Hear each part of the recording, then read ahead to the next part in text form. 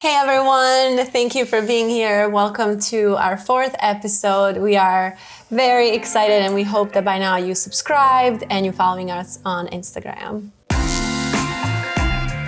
So excited to dive deep into another conversation. I'm so excited because we're going to talk about our retreat that we went to back in June in 2024.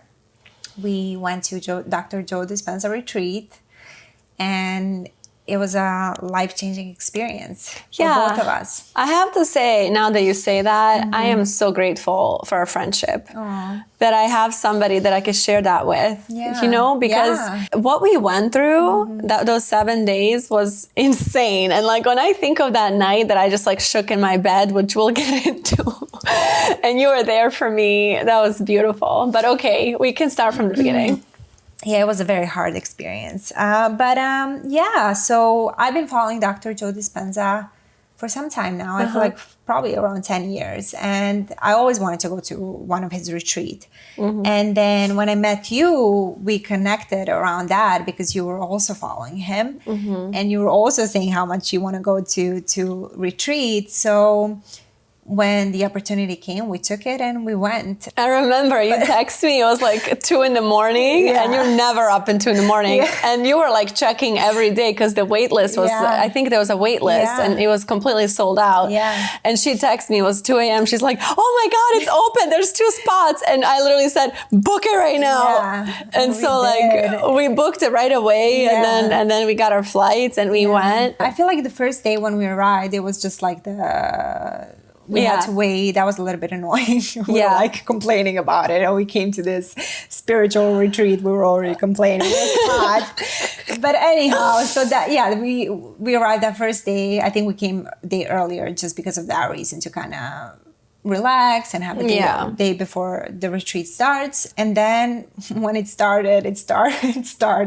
Well, the first thing I remember is we walked into this like humongous place where we were all checking in, and I saw so many attractive people, like both male and female, and I was like, oh my God, like where are all these people coming from, you know, of all ages too. And it's interesting to think that because it's like the people that work on themselves spiritually also work on themselves physically.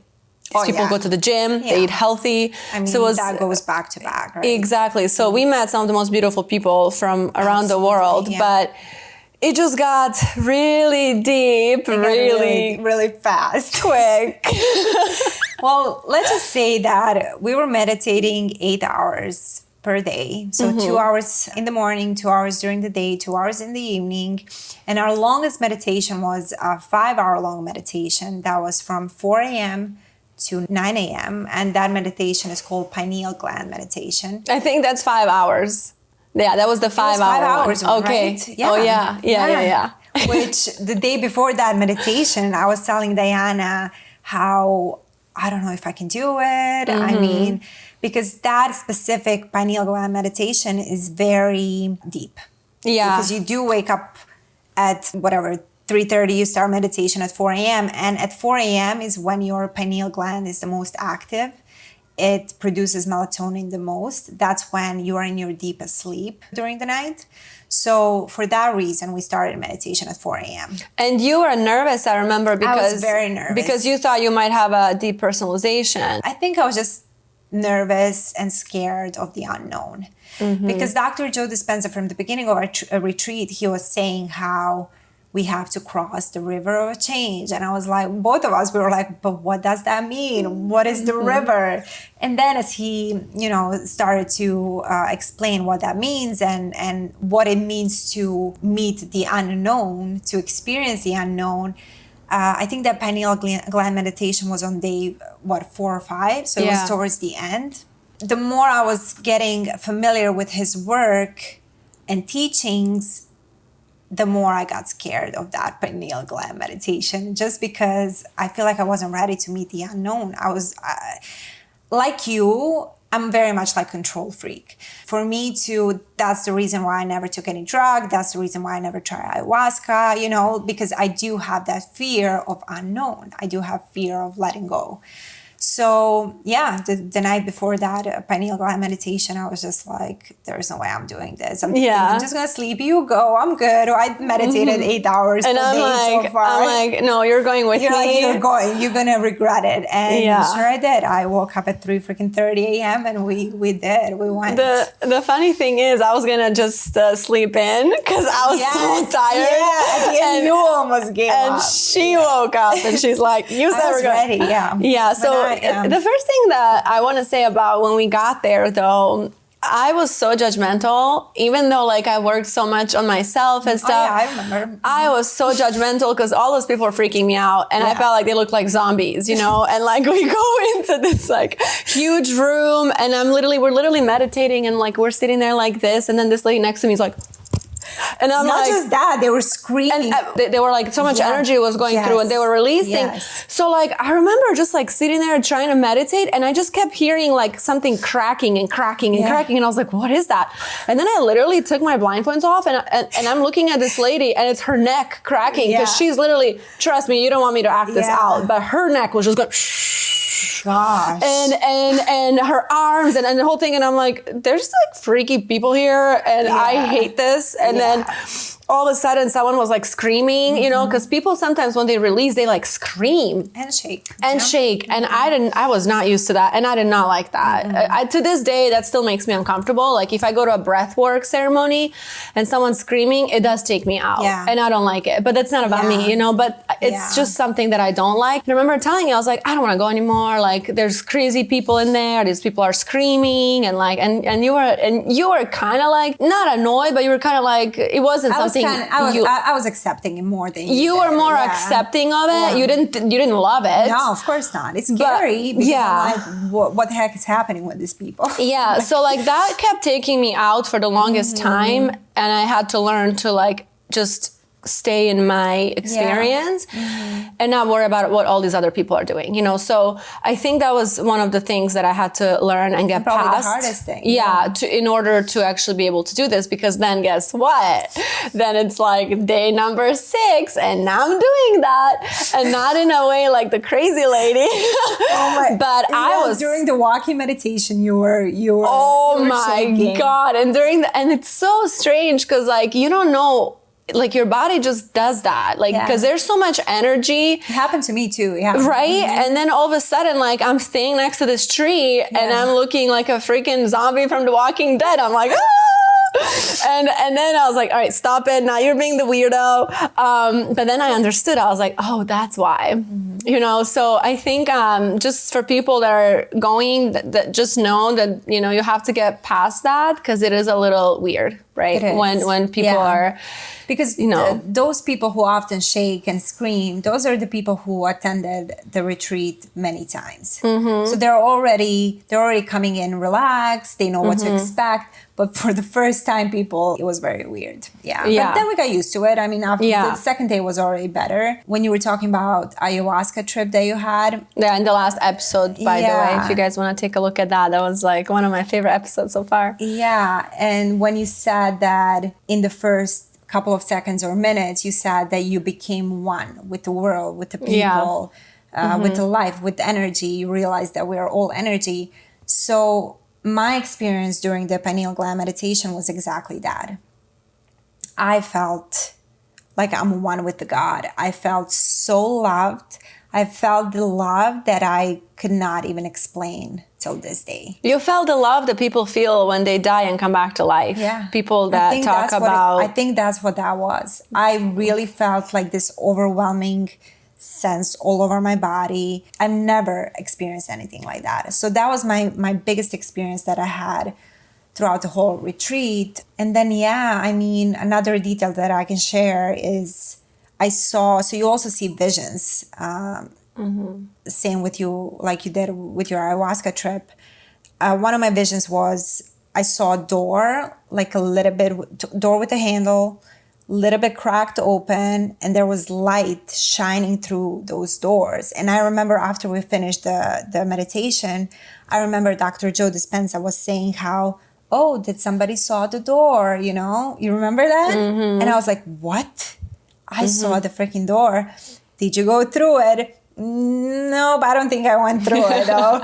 But I did see them. Why do you think you didn't go through it? I don't know. I feel like that vision happened so fast. It was like a glimpse of it. So maybe because of that reason. But I think it's fear too. Probably, yeah.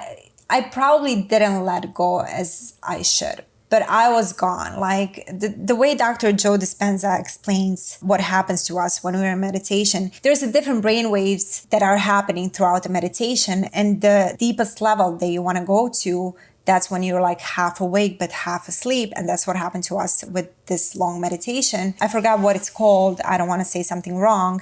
But the goal in meditation is to reach that deepest level of brainwave. I think it's gamma maybe? Yeah. And that's what happened to us, especially because it was 4 a.m., 5 a.m., 6 a.m. Like we were so relaxed. We were so in deep, you know? Yeah. So another thing that I want to say, after we got up from that meditation, me and you both, we looked at each other and we were like, this was 5 hours. Yeah, we were both like, this was not more than 10 minutes. It seemed like at the most like 30 minutes, right? Yeah, because in that dimension, time doesn't exist. In that dimension, but also in that relaxed state that we were in. You know what I mean? So yeah, it was a beautiful experience. And I definitely want to go again. Maybe not soon. I think I'm good for now. But maybe in a couple of years, we can do that again. Yeah, I think the most beautiful thing that I've seen and learned from these meditations is that we can heal ourselves just with our mind. And that's one of the biggest Dr. Joe's teachings. Yes. One of his biggest teachings is that you can heal your body through your thoughts and through meditation. And the way he says it is you have to become nothing to become something. So you have to go into this state of meditation, become nothing.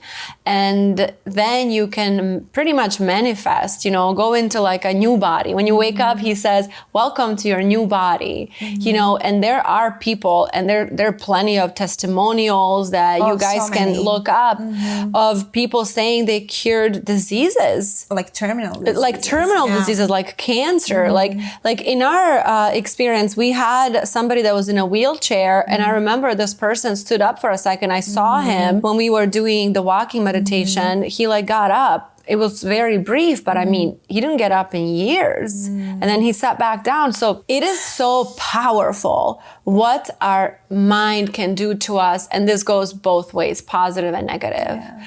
And the positive can be the most beautiful, blissful experience. And then the negative can lead you to suicide or, horrible things. To the deepest end, right? But I will say it was really intense. And that one night that I woke up, I mean, that was scary. Yeah. I didn't know what my body was doing because I wasn't doing those weird things that the zombies were doing. So I wasn't shaking, I wasn't releasing, but I kept doing the work. So one night, it was so weird. It's like my bed shaking woke me up. Not even my body. It was just like a bed shaking, you had shaking, a sense shaking. Of earthquake, yeah. Yeah, and I was like, and I got up and I was like, oh my God, there's an earthquake. And then I looked at Petra because we were in the same room and she was on her bed and she was sleeping peacefully. And then I look at my bed and my bed's literally like shaking, but hers is not. And then I said, oh my God, this is my body shaking. And then I looked like under the blanket because it was dark and my body's literally shaking uncontrollably. And I was like, okay, this is crazy. I'm having some kind of a panic attack or something. I mean, I've never had that before in my life. Wow. Like even ayahuasca, I was not shaking. So what do you think that was? It was all that energy built up that I wasn't releasing at all. And we were working so much. I mean, we were doing 6-hour meditations a day. 8 hours. 8 hours. And I'm just like there, just not moving, quietly sitting there because I don't want to look weird and I don't want to release like the zombies and shake and whatever. And then the energy accumulated. It was like stuck and it needed to get out. So when I fell asleep, that's when it, was activated. And then it was so hard to get up the next day or to continue. You were exhausted, yeah. I was exhausted and I was like, I don't want to, it was not comfortable. Like that was scarier for me than ayahuasca. Like I was not okay when I woke up. And I remember telling you I'm not going. So we just kind of encouraged each other throughout the whole week to keep going. It was the hardest week of my life. Definitely was. Wow. Yeah. the most beautiful, but then the most hardest, because we literally had to overcome ourselves. Wow. Just to sit, guys, just to sit in a meditation for 2 hours, still sitting, not laying down. So you can't lay down. Just that alone, most of people can't sit in like this for 20 minutes without their phones, without the TV, without some kind of distraction. Yeah. 20 minutes, people can't do that. Even like 5 minutes for some people. No. Yeah. So just that alone, to overcome that, was a huge success, you know? But then everything that came with that, it was just beautiful, and I'm so happy with that. I'm so And happy. the setting was so nice. We were staying in Cancun, the most beautiful beach. Yeah. Every day we would have lunch and then go for a swim. And we met the coolest people from around the world, really. I mean, we had people from Germany All over and the world, like everywhere, from Miami, from all different cities. It was beautiful because everyone was on the same path. And then do you remember that Balkan lady that we met who was actually a doctor? And she's actually a neuroscientist. Yeah. And she was telling us how, because of our culture, we don't really believe in this kind of stuff. And she says her being a doctor was really hard, you know, to really let go. She said, but when she did, she introduced her husband to it. And I think she said something about it might have like saved their marriage, and they just started like connecting on a deeper level. And she said now she's completely different with her clients as well. And she tells them how it really works. But that's another thing that I love about Dr. Joe Dispenza, because majority of those 7 days we were listening to scientists talking about how this stuff works. Yeah, you know? he had multiple guests. So many doctors, scientists that were confirming everything that we've been listening from Dr. Joe. So I am a science girl, you know, but I'm also a very spiritual girl. So for me to have both of those things, it's really amazing. Yeah, when it's backed by science, that's what makes people trust it more. Absolutely, yeah, of course. And you know, I remember he would have these guest speakers that are doctors and scientists, and there's multiple times that he would show us scans of the brain before the meditation and then after the meditation, and you can see a difference. You don't even have to be a scientist. You can literally see how the frontal lobe was on fire after the meditation. Exactly. So how powerful meditation is, and how you can manifest really anything you want in this life as long as you believe. And he says that's another big takeaway, that anything you want in this life and anything you want to achieve is already done in the quantum. So if you go into the quantum and you connect with that version of yourself, then you're already there. But you have to get into that space of nothing, where you are nothing. You don't take your baggage from this lifetime into it. You just go and you become one with that version of yourself. Yeah, you basically have to forget everything that you know about yourself. That's when it comes to healing too. Like, you cannot heal if you keep dragging your sick self in the future, right? So somebody with diagnosis, if you keep reaffirming to yourself, to other people, I'm sick, I'm not well, I have this, I have that. You just keep reaffirming that over and over again, and that just stays in your reality constantly. Yeah, you're identifying with the disease. Yeah, as soon as you stop saying that, most importantly to yourself, that's when the change happens, and that's when you're capable of healing. That's a very hard thing to do, you know?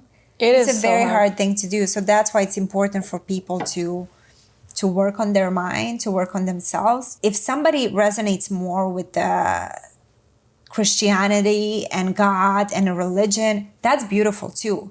What matters is that you resonate with whatever you choose. And that you truly, from the bottom of your heart, believe in it. I know someone that cured stage 4 lung cancer. Like, personally know the lady, she's friends of my family, and she believed that she could. She changed her diet completely.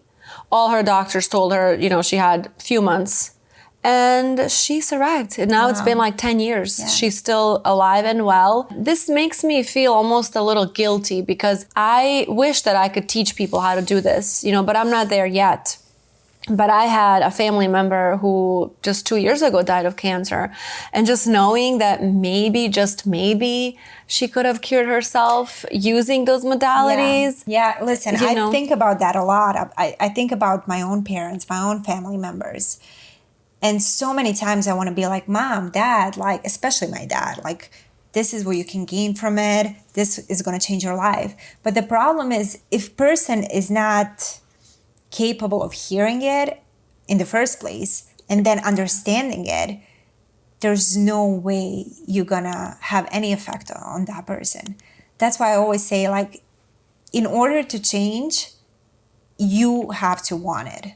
Oh my gosh, You that know? hits so deep. Yeah, Yes. nobody else says, I can want that for you. But if you don't want to change, nobody can change you except you. Wow. Yeah. So when I think about my parents and how much I would love to teach them what I learned, it's just, I know that they're not gonna comprehend that. You know? Yeah, I think the only thing we can do is plant the seed and just kind of start talking about it. But if they dismiss it, Yeah. if they're not ready to hear it, if they decide, no, I don't believe in that, Sure. and if they're not open to it, it's never going to happen. Or even better, we can be example of that.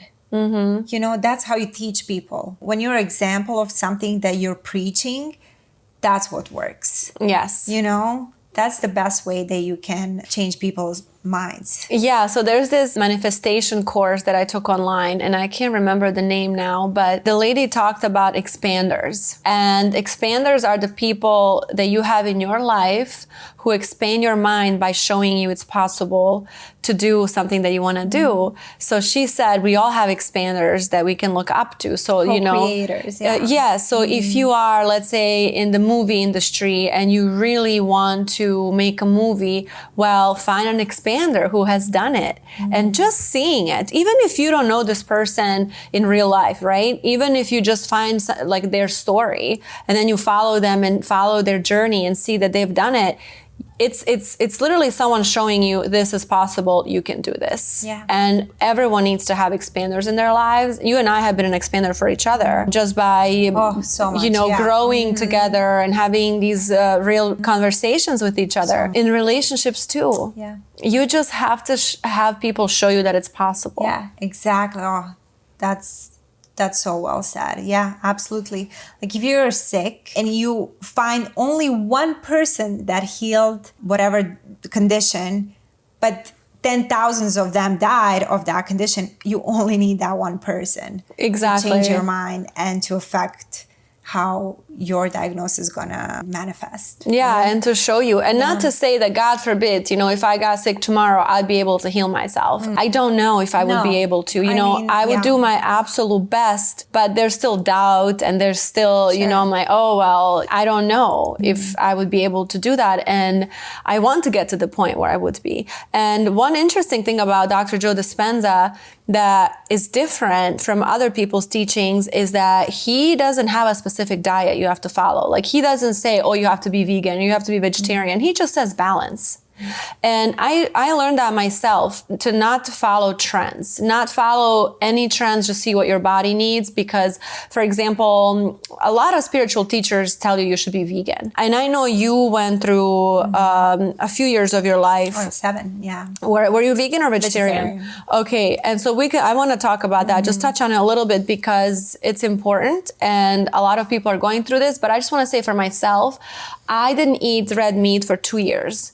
Because people told me I shouldn't. And because it was all over Instagram, it was this like trend, don't eat red meat. You know, your body needs so much time to digest it and blah, blah, blah. Well, I started noticing things on my skin. I started getting acne. I started to feel not as strong. And then my muscles became a little weaker. And once I started eating meat again, I remember I was just in a restaurant, I smelled it and my body wanted it. And I said, you know what? I'm going to start eating meat again right away. Like better skin, less wrinkly, just stronger. Now I eat steak like 3 times a week. So tell me about your experience with... Well, my experience was that I love animals. I cannot literally kill a fly or an ant. Like that's who I am. I'm an empath, you know, same as you. So that was my reason to stop eating meat. And I did. I stopped for 7 years. But maybe the last 3 or 4 years, I remember I would go to bed to sleep and I would dream about eating meat. Like cold cuts and prosciutto and, steak. So my body was literally like calling me to start eating meat again. So that was my sign. But I also felt sick. Sorry, I'm laughing because I remember my mom forcing you to eat soup. Like she hasn't... Yeah, I broke the ice with her soup. You haven't eaten meat in 7 years, and my mom's like, "Come on, eat a little soup." Just a little bit of chicken. It's okay. Just I was like, "Oh fuck, this soup is so good. I'm just gonna eat it." Yeah, so we were together when she started. Yeah, exactly. Oh my god. And you know what? I feel bad in a sense that, of course, I still feel bad for those animals. That's still part of me, and that will never go away. But I really felt sick. I was very skinny. My skin was very bad. I had very bad acne. I just felt like my internal temperature was very low. But see, what vegan people will tell you now is, well, you didn't take enough supplements. Yeah, I can agree with that because I wasn't a best vegetarian. I was a very bad vegetarian. I was eating pizza, pasta. I lived in Milan for 4 years. I was eating very bad. But did you eat fish? I ate fish. Yeah. Okay. Yeah, I did. Not a lot, a little bit, but I did. The problem was the processed food for me. I have a lot of friends who are vegans, 100% plant-based diet, and they're eating 100% plant-based diet, but they're super healthy because they're putting in their bodies exactly what the body needs, Yeah. But listen, everybody's different. What works for me doesn't mean it will work for you. And what Dr. Joe says, it's all about the balance with everything in life, in my opinion. I totally understood him when he said that. Yeah, I think when you say balance, that's the best thing that works for me too. And I think there's, it's a cycle of life, and we eat animals, animals eat animals, animals eat plants. Just recently I was watching this video where like a lion ate a deer in the jungle, or the like younger lions killed an older lion so they can take over. Like this happens every day. And nature is sometimes not, it's not like nice. It's not beautiful. Like I don't like the fact that animals have to die for us to eat. But when I eat steak, when I eat red meat, when I eat meat in general, I feel the best. Like I listen to my body. I don't listen to vegans or vegetarians or carnivores. I just listen to my body. And if my body wants steak, I'm going to give it steak. And that is how I feel healthiest.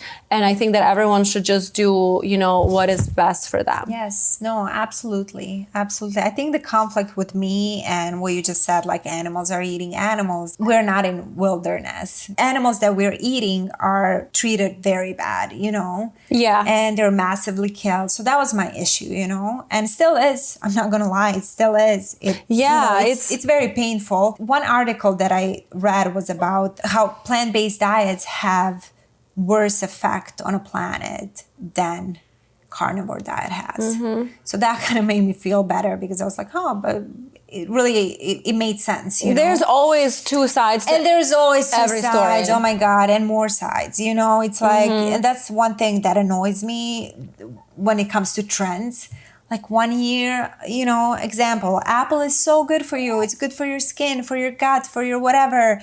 The next year, apple is so bad for you. It's bad for your sugar levels. It's bad for cholesterol, whatever, right? Yeah. So it's like, it's annoying. Like I'm so you can't follow it. No. So that's why what you just said, it's so important to follow your instincts. We're all different. Exactly. I think it's very important to just not judge people based on what they want to eat. It's none of your business. I know that sounds harsh, but I'm not going to judge you for being vegan, and I don't need you judging me for eating a steak. And I've had people before, I'll post a steak on my story and say, oh my gosh, beautiful. And they'll respond, oh, how does it feel killing an animal, blah, blah, blah. And it's like, these vegans can actually really get crazy sometimes. And I think that if anyone would just stay in their lane and just let other people do what they want to do, we would just be in a lot better of a place. I was one of those people. When I was vegetarian, I was the one posting about how this is terrible and you should be ashamed of yourself. But then even while I was still vegetarian, I realized like, what am I doing? You almost sound like you're part of a cult.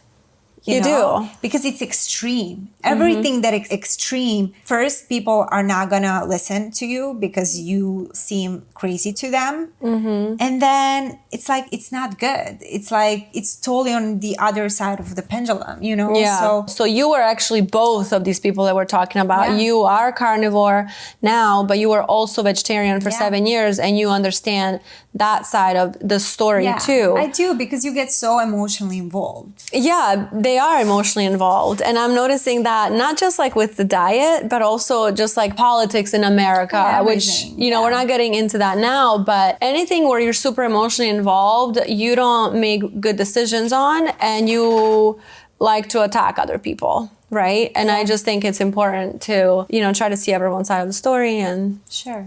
Yeah. And just live your life, I guess. Right. Yeah, well, I'm glad that we can go out and have some steak now. I know. Oh my God. But I'm gonna say I don't really love the steak that much though. I've been cooking a lot of meat for us, girl. And I'm like a beef girl, but I like more like grounded beef. Yeah, you know? yeah. Steak I will have like now and then, but it's not that often. Well, I think I haven't cooked the steak for you yet. Yeah, so once I'll do that next. We'll get back to next time how she liked the steak. But yeah. All right, guys, that's it. Thank you for watching. Bye. Thanks for watching.